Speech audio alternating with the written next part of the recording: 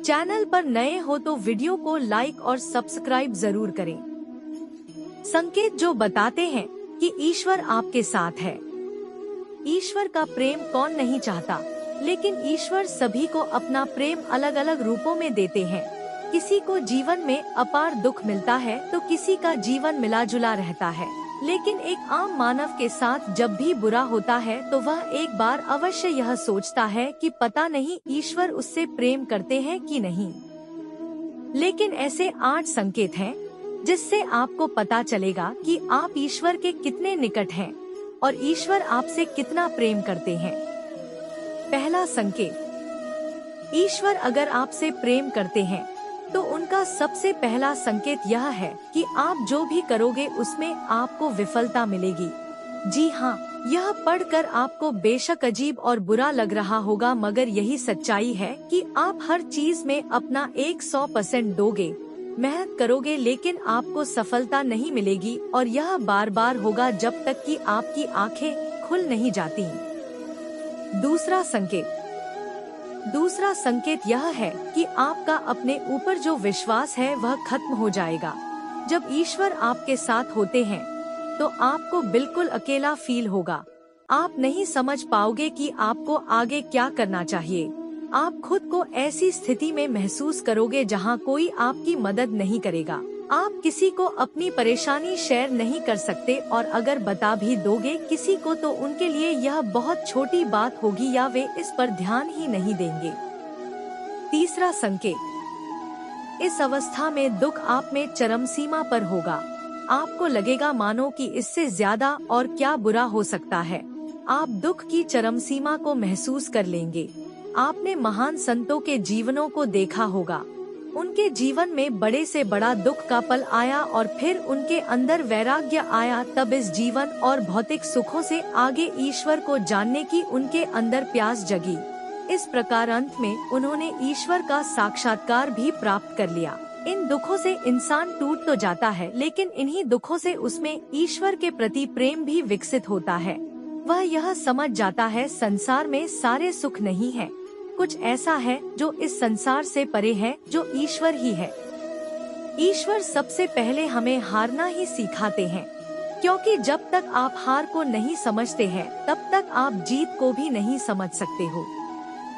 चौथा संकेत, जब आपकी सारी उम्मीदें टूट जाएंगी तब आपके अंदर एक इनर सर्च शुरू होगी। इससे आप खुद को ही परखोगे। आप अपने अंदर की खामियों को जड़ से समझने का प्रयास करोगे। जो कुछ भी खो दिया है या जिसमें भी विफल हुए हो, आप उसका कारण ढूंढोगे। आप खुद से सवाल करोगे। यही वह वक्त होता है जब आप अपनी अंतरात्मा से जुड़ने लग जाते हो और आपके जीवन में एक नया बदलाव आता है। पांचवा संकेत, इस अवस्था में आपके चरित्र में बदलाव होगा। जब आप खुद से लड़ने लगते हो तब आप अपनी खामियों को समझने भी लगते हो। इससे आप खुद को बदलना और तराशना भी शुरू करने लगते हो। इससे आप पहले से अधिक शांत, स्थिर, चीजों को गहराई से देखने वाला बनने लगते हो।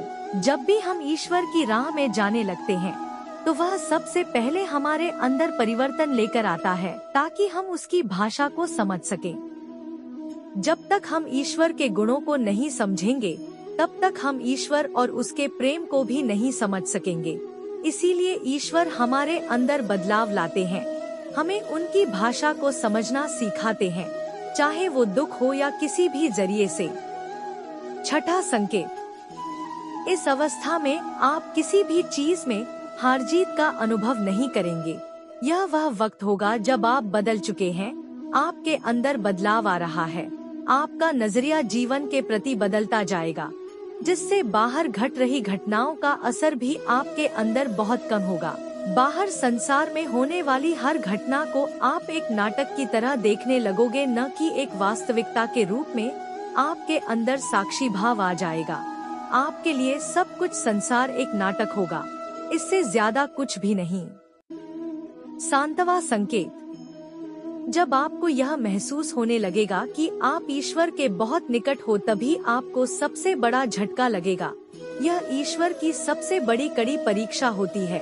यही आपके विश्वास, आपकी बुद्धि, हर चीज तोली जाएगी जो कुछ भी आपने अभी तक अपनी यात्रा और साधना से सीखा है।